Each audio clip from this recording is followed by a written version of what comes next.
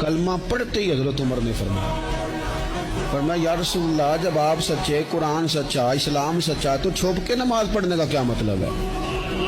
फरमाया अभी तादाद ही कोई नहीं, 40 तो मुसलमान है। अर्ज की हुजूर मेहरबानी करें ना, आप सिर्फ इजाजत दें।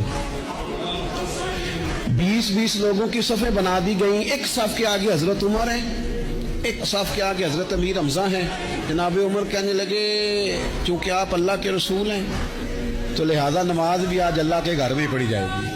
तो हजरत उमर बैतुल्लाह शरीफ के बीच खड़े होकर नारा लगाते हैं, फरमाते हैं मैं उमर हूँ, तुम मुझे भी जानते हो, मेरे बाप को भी जानते हो, तुम मेरा कबीला भी जानते हो, मैंने पढ़ लिया है महबूब का कलमा। अब जिसने बच्चे यतीम कराने हो और अपनी बीवी बेवा करानी हो वो आए और मुझे रोके। ये महबूब अल्लाह के हैं और घर भी अल्लाह का है, तो नमाज भी आज अल्लाह के घर में पढ़ी जाएगी।